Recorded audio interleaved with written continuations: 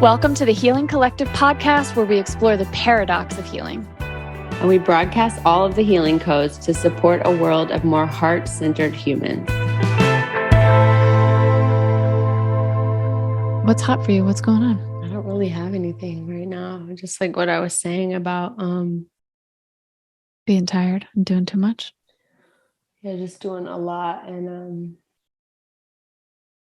I guess we haven't really talked about my Sedona, Bufo, all that. Yeah, right? No, I want to hear about it. I heard a little bit from Abby about her experience, but I haven't heard from you. So we're going to edit the first part of this, right? Yeah, we'll be starting now, basically. Okay, so I guess like the best way I could say it, I just feel like I went through a portal. And so me and Abby and Marla had planned this trip to Sedona a while ago. Abby loves to go to Sedona every year, and this house she loves was like open. Abby's been going to this house for 20 years. It has the most incredible view. You know, I've really met Marla, although she's so important to my life. I do work with her every 2 weeks, but I met her in person like once. So we had this, you know, it was like this, and this is like a goddess house. Like we just walked around naked the whole time. There's a hot tub. Like we were just, it felt like the dream of like really healthy little girls. Like we were just like playing witches and goddesses and dancing naked and in jacuzzi. But we also went to like, there's this crystal store that is like beyond anything you've ever seen in this world. And they spent like $1,000. I spent like $400, but we got matching necklaces.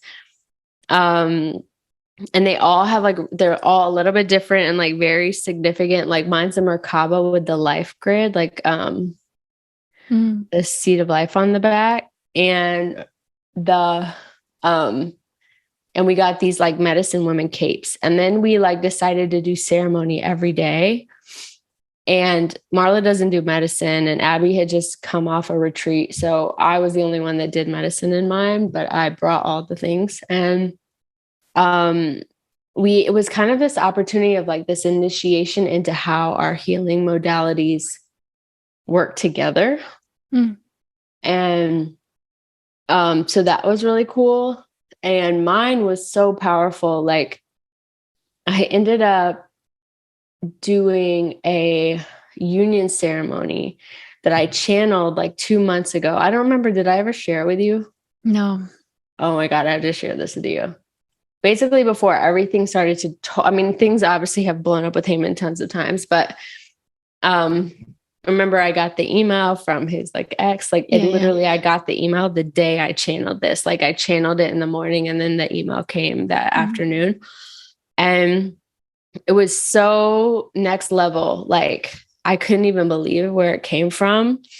I know that it was definitely rooted in everything I learned in my relationship with him, but it was just like, when you read it, a few people have read it now, and it's like the marriage vows of the future, like the marriage ceremony of the future. And so we acted it out, and you guys did a little play. Yeah. And like, I really like truly like said those things to both my masculine and feminine, and created this union between my light body and my physical body. And then it like transitioned to this like rebirthing thing where I like pulled all these codes from the earth, and then pulled these codes from like my alien self, which is like a dragon energy.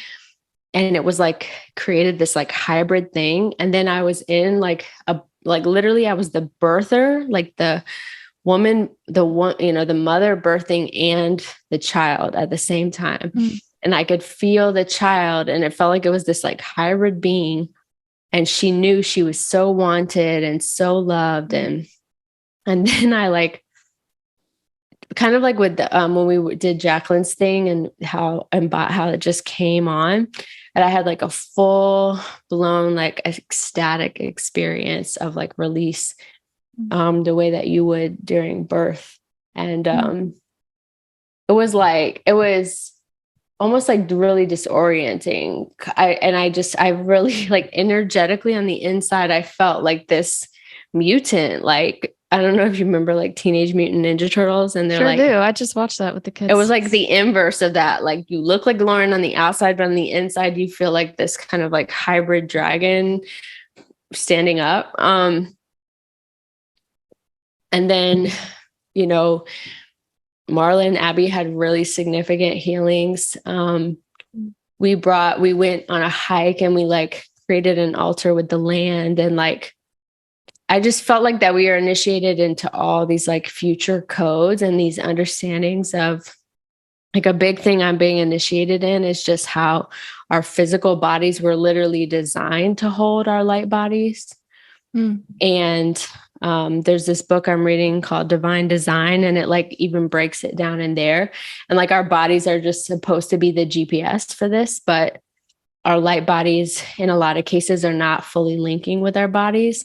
So this idea of union is not just with like the left and right brain and masculine, feminine, but also between our soul identity that is very conscious and our physical body.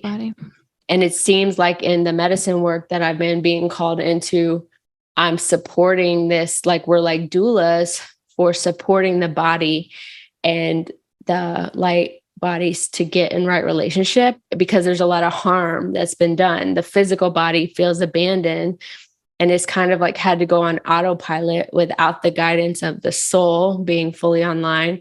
The soul is like, or what I call the light body, but some people might interpret more as soul, is overwhelmed with the bodies, doesn't know how to use them, feels like they're like a sewer because they're like polluted and there's trauma and they're not fun to be in, you know, they don't feel like they have the freedom. And I think this is really the journey I started with my mentor, you know, that I worked with. I think I'm kind of adding to like she really understood the need for the bodies and the connection. And I think I'm adding this piece of like it doesn't have to be one or the other. It's not like you have to just be your human self or just be your light body self. There's like this opportunity for this hybrid experience. So that happened. And then I came home for a day and then went to this medicine. This is wild. You're totally doing Bethany stuff. You're just like, let's go. More. I saw my calendar. Like I could feel it was coming like this. And I just surrendered. I'm just like, I don't, you know, like I know this is normally not where I thrive. I mean, the old me, that was how I lived all the time, but I lived in a pretty like, whatchamacallit state. I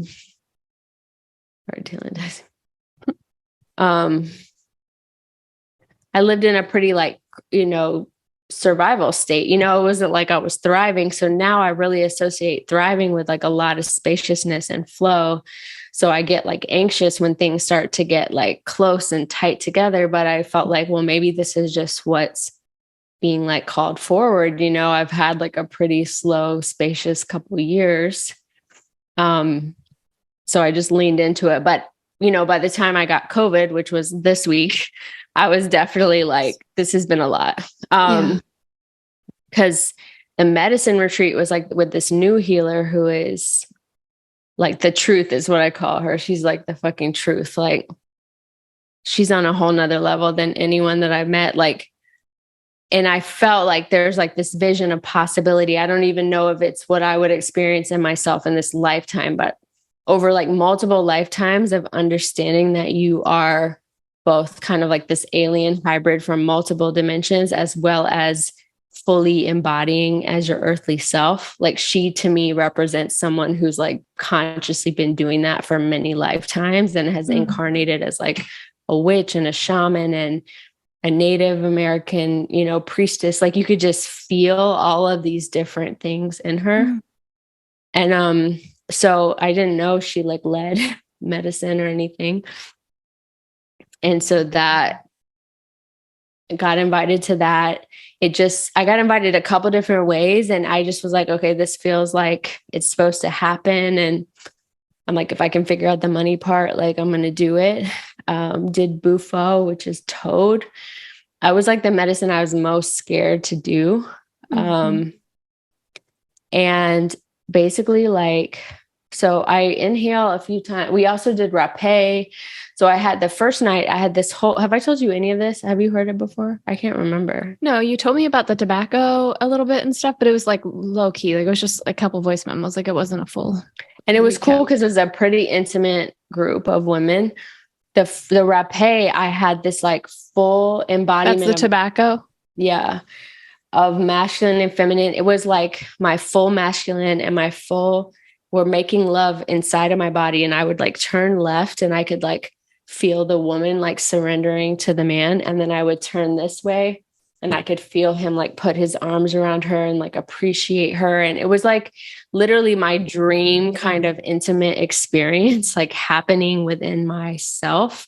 And I was just trying to like kind of imprint it, you know, how it felt. It was really sweet. And because the rapé, they blow it into each one of your nostrils. And so it's like, and it's supposed to like decalcifies your pineal gland. So there's like this big opening in your pineal gland, but your left and right brain are also like really integrated at one time. For some people, they got like a big headache. And the way I interpreted it was like, they weren't fully ready to like blast through, you know? And it was like, kind of like supporting them to see whatever their blocks were.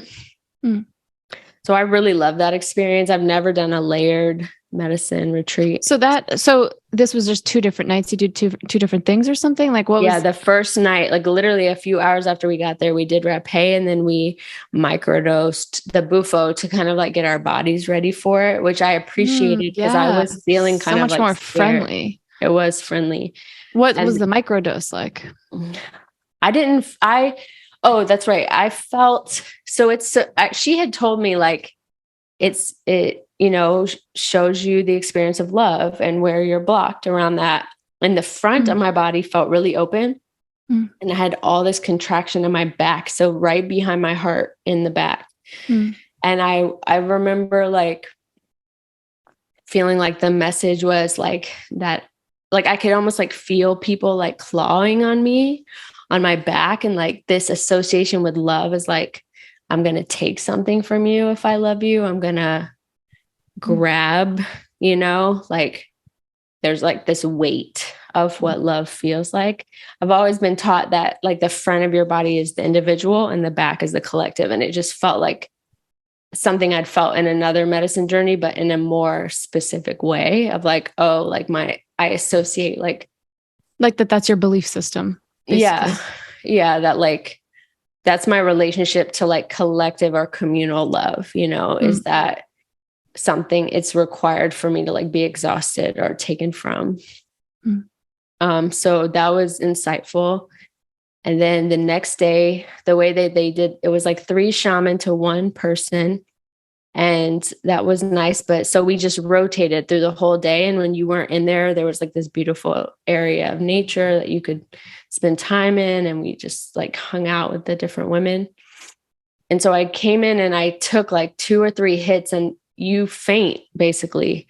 Yeah. You're like, this is not like you're gone. Like you're in the experience. It's not a titrated experience. So in my belief, it's like I remember when my dad's spirit left his body and how he just looked like a sack, you know, like I'm assuming that's what you look like when you're out. Like, so at first though, I wasn't dropping. I was feeling it in my body and I was just telling them like, I want to hold this love energy. And it was like bliss and love and creativity. And it felt so amazing. And then finally I decided I could feel like they wanted me to take more. My eyes were closed, but I could intuitively feel like, and I decided to consciously choose to release. And that seems like really significant because it was like, instead of me taking it and just fainting, I told them I'm ready. There was like more agency in the whole thing. Yeah. I'm ready to go. And so I took it and I left. I saw all the sacred geometry. I saw the lotus flower. Your body dissolves. Like that's how it literally feels like you're just dissolving. And then I was just like love. I was literally like energy, but I was like very clearly like love. but my observer was online. So I could like observe myself as love. And there was this tension of like wanting to observe it and remember it and just totally fade into it at the same time. But the crazy thing is that once I released the 3 shaman, and I think I was still aware of this while I was energy, but I can't remember. It might've been as I was coming back, they were throwing up, like literally running around the room, throwing up, spitting, burping. Like they sounded like they were in so much pain. And so as it happens very fast, like it's only like maybe 10 minutes you're out, and then you start slowly coming back into your body. And I was feeling at first like all this like sadness and guilt that they were like, because I could tell like this is how I feel a lot of times, like what they're feeling is mine. And I felt like sad, like, oh, I'm sorry you have to feel this. But this is also your story, that you're always feeling everybody else's stuff that they won't feel. Right. So then it transitioned from that to me realizing, oh my God, you're holding all that in your body. Like that's, and then feeling like sad about that I'm that energy holding that much. And then it kind of transitioned to like, oh my God, these women are choosing to consciously hold this with me. And like, there's some learning for, like, I could tell that there's some gift to them, even in the throwing up or the experiencing of that pain. So, I mean, when I'm listening to you, I'm thinking about it through like a nervous system lens. And so one, you're having an experience which is different from your, like the experience that I've heard you report on, which is like, I'm the one who's available. I'm feeling what you won't feel. And I'm carrying this extra burden. And I'm actually thinking about the back and all the scratching and stuff. And then, so you're actually, it sounds like you had an experience of not doing that, of somebody else doing it and holding some of what's yours and what happened for you around that. And then a thought that it's of service to them. So getting that. So there's even something of service to you and all this holding that you've been doing, you know, that's all like literal new neural pathways. It's because it's like a flip on the story that you have and this experience that you've had in your body and over and over again. And so it's like that's real. Those are potent moments in somatic work where it's like you're creating a new experience when something's been like, this is the experience, this is the experience, this is the experience. And then a new thing gets created. Literally, you're building new neurons in another way. And your body then at that point has more choice, like has more agency. It's not like this is how it goes. Like there's more options available. And that feels like more true in the body. Yeah, it felt like there was something I was going to say about. One of the things that was reflected back to me is like, I keep kind of seeing my energetic field as this bubble, kind of like almost like a force field. But when I watched the shamans throughout the whole event, like they were constantly spitting and burping. And so they were reflecting back to me, like energy has to flow. If you're holding love and you're just holding it, you're also holding its opposite. And that, you know, it's about letting the energy like flow through. And that relates to a lot of other like messages that I've been getting. And so it's like this belief that I have to like hold it for people is different from like transmuting it for people, or what I saw them do, which is like you would have thought like they held space for like 7 or 8 women to do this journey, each an hour a person. Then what I haven't even gotten to yet is when we were done, we did mushrooms.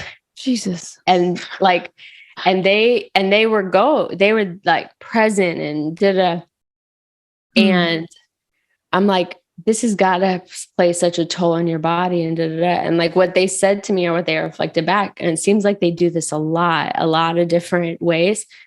And they're just like quickly moving it out.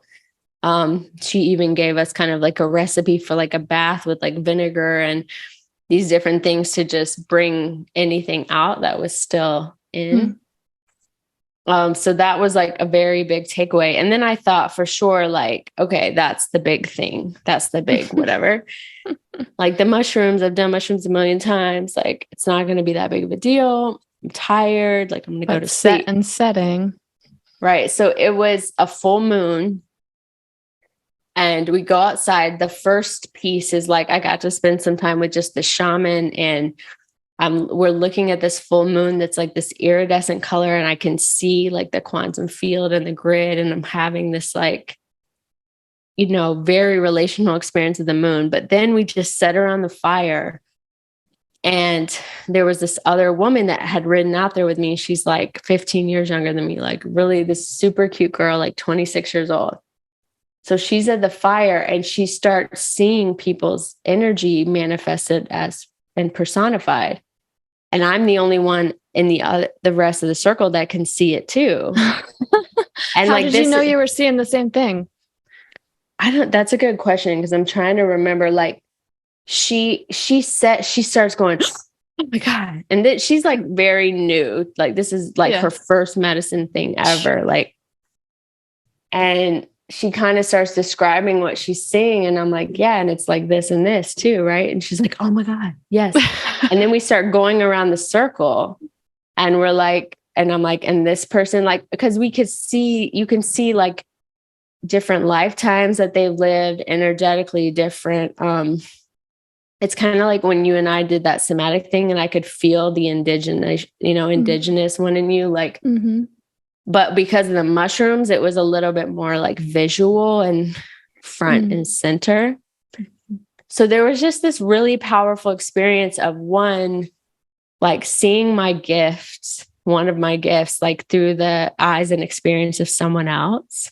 And I don't know, there's so many layers to it. I think I believed myself differently. Well, that's interesting, because through this whole eclipse cycle, you've been kind of like not believing yourself, right? Like there's been this whole ninth house thing happening of just like some questioning, right? Some of that's been coming up. It's actually not, I wouldn't say I haven't been as much in not believing myself, but in my belief that the universe is like for me and things make sense, and like things that have been like a compass for me, like ways that I feel like that life is benevolent, you know, that has been really challenged. So I would say like heightened, it was like, it felt like for 2 or 3 hours, a bunch of like alien witches, like next level, hanging out in their full, like that our full kind of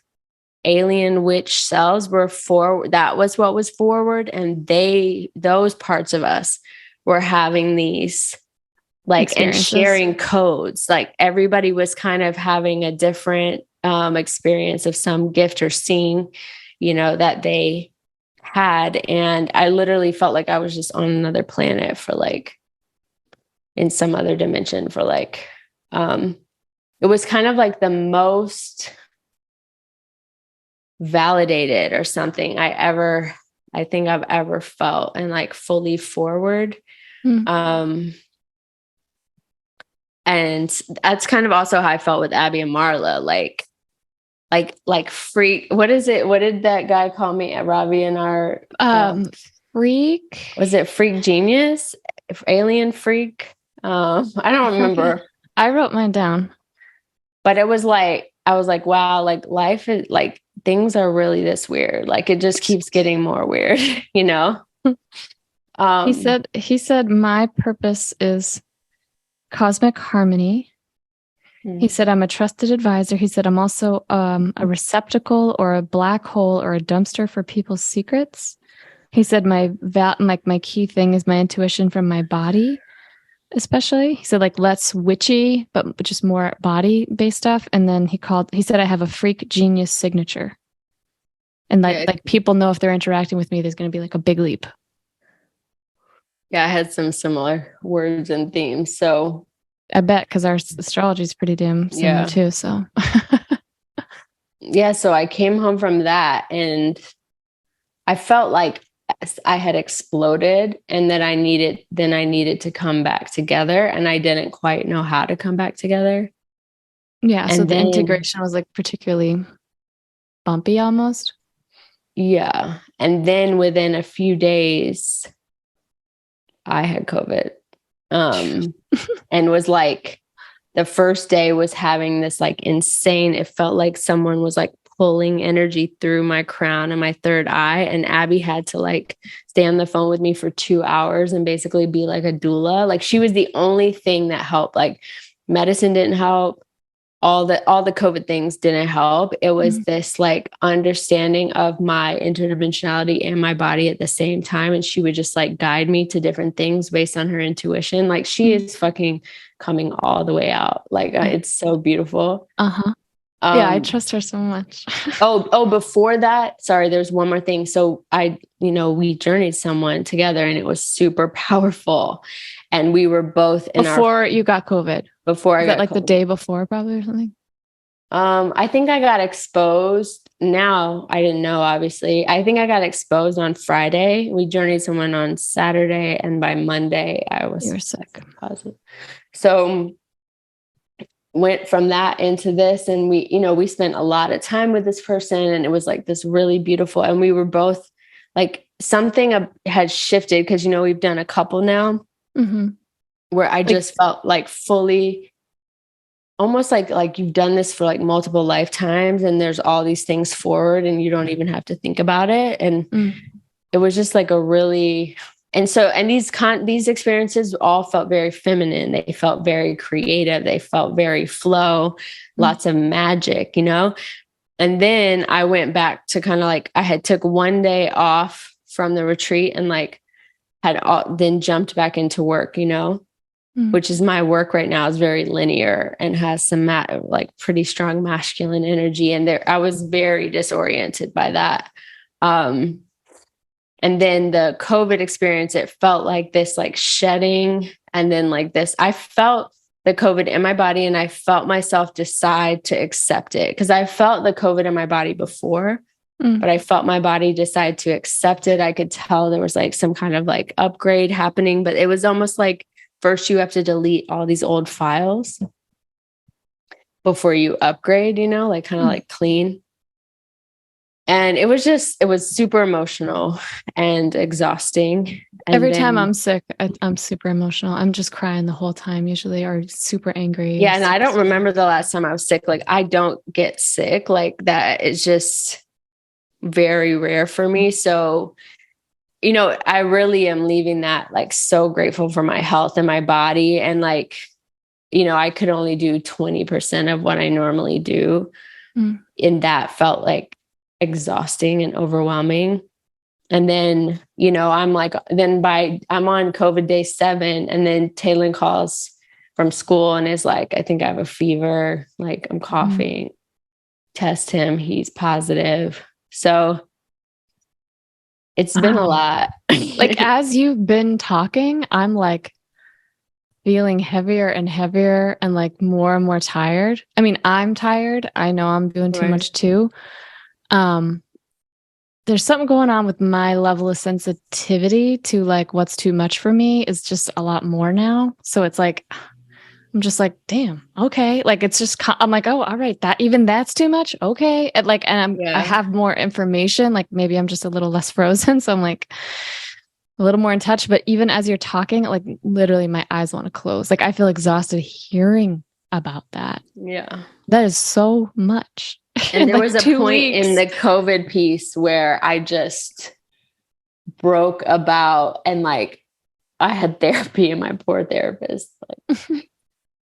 Like I was just beside myself, like just this overwhelm of just not having enough support. And, Taylor's dad like was very supportive of me when I was sick. But then it was like when I was sick, plus Taylor was sick and no one can really technically be here because they would be, there was just the isolated factor and the way that it triggered the ways that that's been like such a normal reality to me really since I got pregnant, like this assumption that I have to do everything's up to me.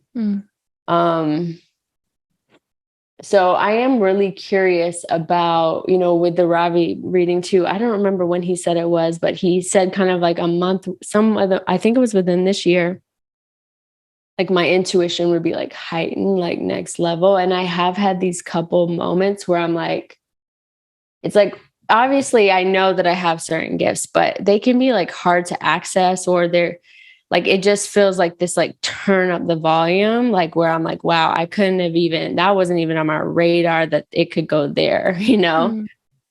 Um, and so I'm just really interested about like what I feel like and how I show up, Mm. and then at the same time, I'm like, Freedom House has been like such a dream for me. And like, I think I told you, like, I'm releasing that, fully to Heyman. So I won't be like a business partner with that. And,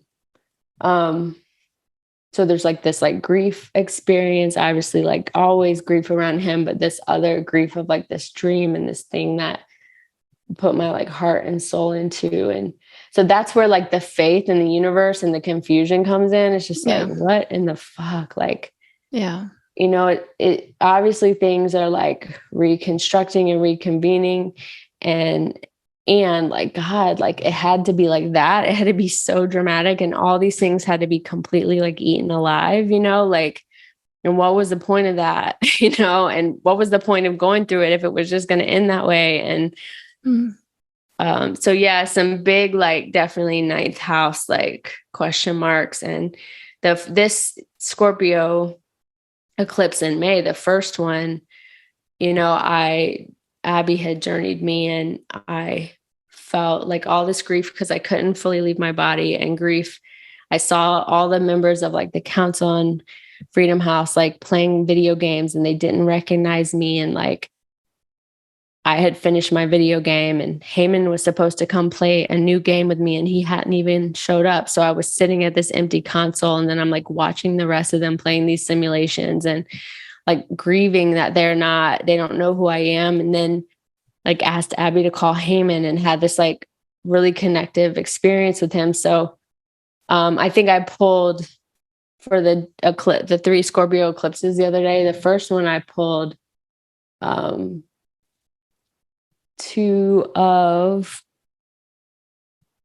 wasn't 2 of wands. It was like whatever is like soulmates or whatever. It's like 2 of cups, I think. And then that was for May. And for this one, I pulled 2 of swords, which is like separation. Mm-hmm. And then the next one, I pulled 2 of wands. Weird. Yeah. Oh. So that was really interesting. And then my 7th house is my Taurus is in, what is it? 3rd house, the one that's like 3rd house for Taurus for you. Yeah. Yeah. Daily rituals and neighborhood, and, so like all this stuff with like my house, renting my place, and the project's not going, So it's all just like, but I will say it's been an adventure. Jesus. Yeah. I'm fucking exhausted. Hearing about it. I really got something going on because I feel like my capacity is like for intensity. It's just like really different. It feels like, honestly, over here, energetically, it feels like your nervous system is more at like a natural, like your reaction is more natural. Before it would be like, how are you doing that? It would be like you're a robot, like an android, like what the fuck? Like now it's like, oh yeah, like that's. Yeah, like you should be tired based on what you just should be tired. 2 days. And I was something, me and Jacqueline were talking about something with the Enneagrams, and we were talking about you and your Enneagram. And I was saying like, I experience you the most in your essence, and the most like that picture you showed me on your phone when you're like all the way in your body. But then like you have these other times that you're like so heady that you would think that you're like a 5 or a 7, like, and how different those 2 versions of you are. It's like very, very different. What picture on my phone I showed you? I think you showed it to your therapist. It was like this little warrior girl. She looks like. Yeah. I like that picture. Yeah. Like, I was like, yes, like that's the energy of, and you know how it was young, which I thought was so interesting. Cause when I was with Marla and Abby, that's how it felt too. It was like our most powerful kind of like, if we had our version of those pictures, you know, it would be like different witches or different things. But they were young. It was like our innocence was fully forward. And just a random story I have to tell you. So at one of the ceremonies we had, Marla was doing her thing, which she's just magic. And it was like Abby was holding this memory of me dying, and she was holding it for me. So we transferred the memory back to me, and I was like burning. She watched me burn, and I had chosen not to feel myself burn. And so in order to like take the memory back, I had to feel myself burn. And this was a lifetime where there were all these dragons, and I was telepathically have like through my telepathy, the dragons were like following my lead and stuff. It was such a weird, energetic, like it almost felt like a different dimension, or like a different dimension laid on top of a human dimension. So yeah. And so it was like from there that I regained, because I let myself burn, all these memories of like dragon times like came back to me.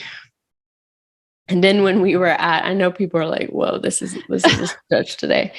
But when we were at that house, like the woman who runs the house was like basically saying how before she did not know this memory, she talked about that she's starting to have memories of a lifetime where she rode dragons, and the dragon riders were burned, and they had this like big tattoo on their leg. And I have this picture of this full dragon tattoo that I've always thought I would get like on my thigh. And it was like, and she's like gotten messages that the dragons are going to return. Are you watching House of the Dragon on HBO? I am. I am not. I mean, you know, it just like, it's interesting that it's out right now, and that, you know, these like things are like matching up, but I don't know. Like, I think then being in COVID, it was like so human. Like I went from like magic and wild and things that are just like out of this world to like human as fuck at the same time. Very it's kind of a perfect way to integrate all the Sedona experience. Yeah, I think I'm just saying like it's really, and maybe this is like, right, this idea of like the hybrid between the body and this other thing is like it does feel like there's like a new way of being to learn to dance between these two states so regularly, you know, and just how and the polarities of the two. Thing I like hooked on to the most of all the things you've been talking about is that thing of how you were saying you wanted to hold love consciousness, and you were like efforting to hold it and almost like resisting the experience of the medicine to hold something. And they were like, no, you got to let it go through you and let it transmute. Like there's nothing to miss. Like there's no lack of it. There's no thing that you have to like hold on to. Right. That's the thing that I think was the most for me out of all the things you've been saying. Well, and like it's just so interesting. Like my awareness was like, if I hold this field of energy, then this other person can like feel that medicine, versus like, if I understand that I am like innately love energy all the time, you know? Yeah, it's really, really interesting, really. And just how these like little flips in awareness and just seeing it just a little bit to the right or to the left can like totally change like so many ways of being. I think it's interesting that like, I feel like me and you reliably are learning the same lessons, but at really different times. Like I do not feel called at all to do like any medicine work. I do not feel called, like I am in it feels like we both have the same Wheel of Fortune wheel, and like the same things are on it, and like you pull it, but we're like always doing different stuff. And then we're like, oh yeah, later there's overlap. Like the Venn diagram gets more. But man, all I want to do right now is down regulate further. Like I'm just like less, which is weird for me. Yeah, you feel really different right now, like in a very like present, forward, here way. It's interesting because I do feel really tired too. And I think the focus, because I'm mostly coaching and stuff, and I'm that tired. Like, it's just been very busy, and it's like,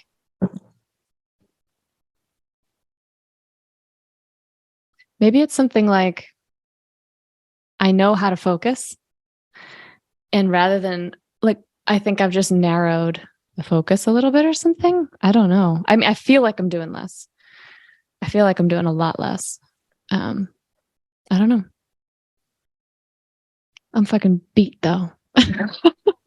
Yeah. When the other day when it's like, I think it reminds me of, I said this already to you on the phone, but when I left KIPP and it was like, I was tired for all the times that I didn't let myself be tired or even be aware of the tired. And I got to see how fucking tired I really was.